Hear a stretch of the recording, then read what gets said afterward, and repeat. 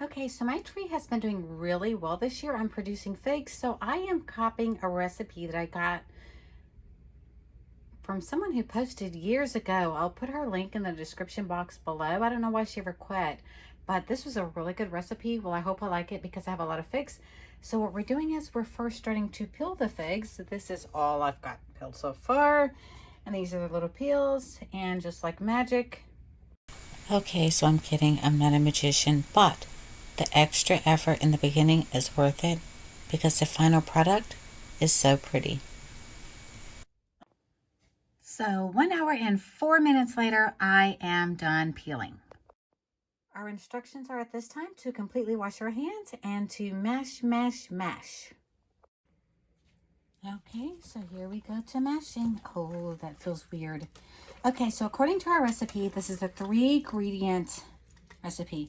You're going to need 4 cups of figs, 3 cups of sugar, and 1 pack of Jello.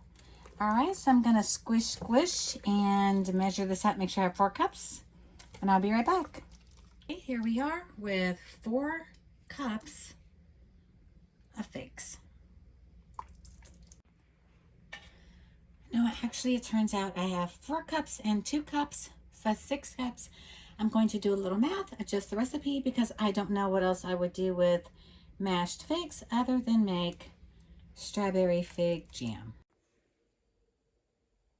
Okay, so since I'm using my 6 cups of figs, I'm going to use 1 packet of the Jello.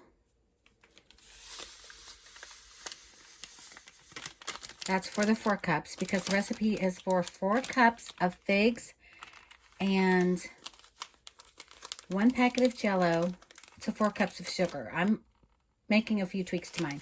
And I'm going to use a half a packet. Let's see if I can do this. Make it flat, guess half, and do half a packet of Jello.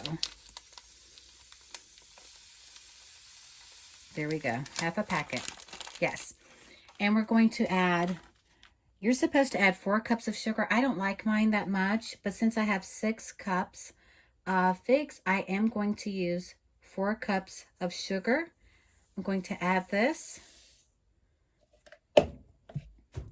And we're just going to mix. Let that all get in there really good. Oh my goodness, this smells good. Who knew? Wow. Okay, oh, and it is turning red. Oh, I made a mess. Okay, so I have to add more sugar after I clean that up. Okay, so let me stir this for a little bit. When we stir it and get it all incorporated, we're going to set it to the side for 45 minutes before we go any further. Be right. Okay, guys, so this is halfway through, and I tasted it, and I do need a little bit more sugar, so I'm adding 1 cup of sugar. So now to my 6 cups of figs, I have now added 1.5 packages of Jello strawberry and 5 cups of sugar. So I'm going to stir this and let it sit the remainder of the time and taste it one more time before I start the cooking process. Okay, and we're back, and this has been sitting for a good 45 minutes, actually like 55 because I forgot it. We're now going to transfer it to our pot, and we are going to boil this. So which means I need to bring it up to a heat and boil it for 10 minutes. Now while we're doing this, because it is so thick and so sweet and got so much sugar, I'm going to have to stir continuously, otherwise it will stick to the pot, and I don't think I want that. So to save you the trouble, I'm just gonna stir. Let me turn the heat up just a little bit to a medium heat. I think that's what she said. We're gonna put it on medium, and I'll bring you back when it comes to a boil, and then I'll bring you back after 10 minutes after that. Okay, as you can see, we are boiling really well right now.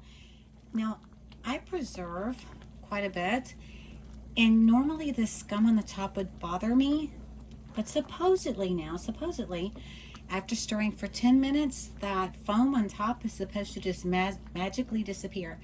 I don't like it because you spend so much time working on your product, and the jar just isn't as pretty when it has that foam on top. So I'm going to do as I was told and just keep stirring for 10 minutes, and I'll bring you back, and hopefully all of that foam will be gone.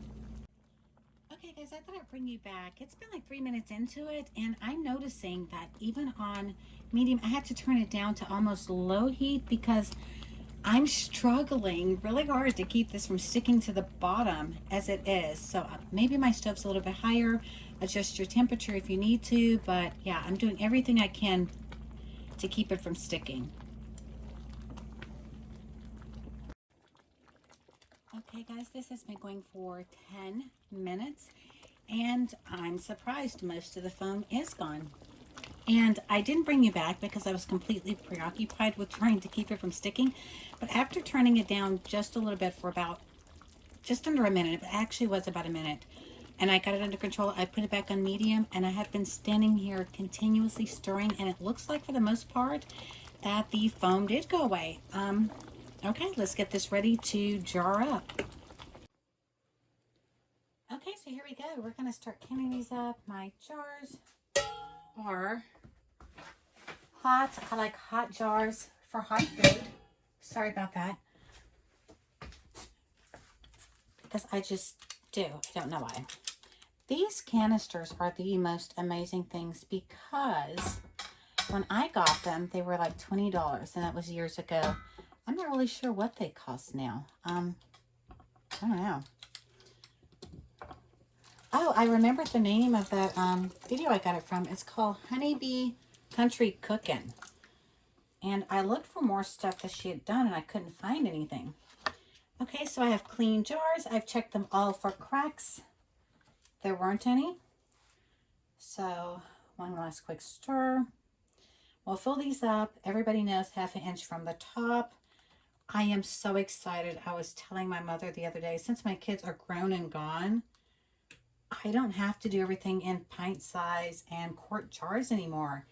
I can actually downsize just a little bit, which is kind of cool. All right, now something else you want to do, and of course anyone who cans or preserves knows this, is to make sure that the top is wiped. I also go around one more time for a feel to make sure there are no cracks in the jars. I do have some in the back lids. I like to warm them. I wash them and I warm them. There we are. And the rings have been washed, but I don't necessarily feel a reason to keep those warm for any reason. Finger tight. And I'm going to stick this one back in and pull out another one. All right, guys, so I'm going to fill this up and I'll bring you back when they're done.